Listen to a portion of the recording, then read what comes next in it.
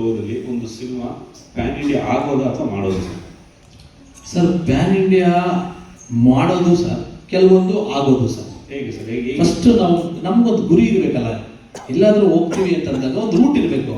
ನಾನು ಕನ್ನಡಕ್ಕಷ್ಟೇ ಸಿನಿಮಾ ಮಾಡ್ತಿದ್ದೀನಿ ಅಂದರೆ ಅದೊಂದು ರೂಟು, ಇಲ್ಲ ಎಲ್ರಿಗೂ ಸಲ್ಲಬೇಕು ಅಂತ ಅಂದ್ಕೊಂಡಾಗ ಅದೊಂದು ರೂಟು.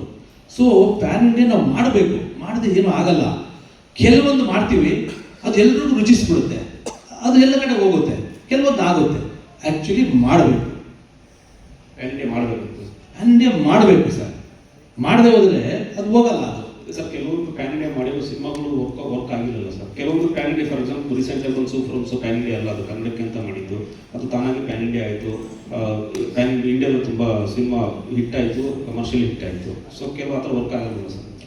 ಮಾಡಿದ ಸಿನಿಮಾಗಳು ವರ್ಕ್ ಆಗಿಲ್ಲ ಸರ್. ಈಗ ನಾನು ದುಡ್ಡು ಕಬ್ಜಾ ಥರ ದುಡ್ಡು ಹಾಕಿಲ್ಲ. Father content cinema PAN India ಅಂತ ಹೇಳ್ತಿದ್ದೀನಿ. ಪ್ಯಾನ್ ಇಂಡಿಯಾ ಅಂದರೆ ಏನು ಅಂದರೆ, ಫಸ್ಟ್ ಪ್ಯಾನ್ ಇಂಡಿಯಾದಲ್ಲಿ ಬಿಡುಗಡೆ ಆಗೋದು. ಪ್ಯಾನ್ ಇಂಡಿಯಾದಲ್ಲಿ ಬಿಡುಗಡೆ ಆಗೋದನ್ನು ಪ್ಯಾನ್ ಇಂಡಿಯಾ ಅಂತ ಅಂದರೆ ಎಲ್ಲ ರಾಜ್ಯಕ್ಕೂ ಸಲ್ಲಬೇಕದು.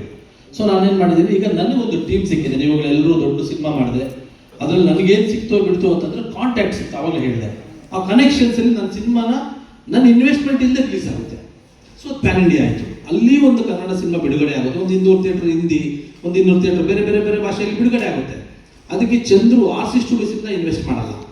RC ಸ್ಟುಡಿಯೋಸ್ ಏನು ಅಂತಂದರೆ ಪ್ರೀವಿಯಸ್ ಇನ್ವೆಸ್ಟ್ ಮಾಡಿರೋ ಗುಡ್ ವಿಲ್ ಇದೆ. ಹಾಗಾಗಿ ಪ್ಯಾನ್ ಇಂಡಿಯಾ ಅಂದರೆ ದೊಡ್ಡ ದುಡ್ಡು ಹಾಕಬೇಕು, ಪ್ಯಾನ್ ಇಂಡಿಯಾ ಅಂತಂದರೆ ಏನೋ ದೊಡ್ಡ ಎಫರ್ಟ್ ಹಾಕಬೇಕು ಅಂತಲ್ಲ. ಒಂದು ಒಳ್ಳೆ ಕಂಟೆಂಟ್ ಇಟ್ಕೊಂಡು ಫಸ್ಟೇ ಪ್ಲ್ಯಾನ್ ಮಾಡ್ಕೋಬೇಕು. ಈಗ ನಮ್ಮ ಶ್ರೀಕಾಂತ್ ಸರ್ ಒಂದು ಸಿನಿಮಾ ಮಾಡ್ತಿದ್ದಾರೆ. ನಾನು ಹೇಳಿದೆ, ಸರ್ ತೆಲುಗುಗೂ ಮಾಡಿ ಸರ್ ಡಿಸ್ಕಸ್ ಮಾಡಿದ್ವಿ. ಈಗ ದೊಡ್ಡ ಒಂದು ಟೀಮ್ ಜೊತೆ ಕೊಲಾಬರೇಟ್ ಆಗ್ತಿದ್ದಾರೆ ಅವ್ರದ್ದು ಹಲ್ಕಾಟ. ಸೊ ಯಾಕೆ ಹೋಗ್ಬಾರ್ದು? ಅಲ್ಲಿ ಒಬ್ಬ ನಿರ್ಮಾಪಕರಿದ್ದಾರೆ, ಸರ್ ನೀವು ಸಿನಿಮಾ ಕೊಡಿ, ನಾವು ಅದನ್ನು ದೊಡ್ಡದಾಗಿ ತೊಗೊಂಡೋಗಿ, ದೊಡ್ಡ ನಿರ್ಮಾಪಕರು. ಹಾಗಾಗಿ ಪ್ರಯತ್ನಗಳು ಆಗಬೇಕು. ಚಂದ್ರವರೇ, ಚಂದ್ರು ಇಲ್ಲಿ ಇಲ್ಲಿ ಇಲ್ಲಿ ಇಲ್ಲಿ ಹೇಳಿ ಗುರುಗಳೇ, ನಮಸ್ತೆ. ನಮಸ್ತೆ.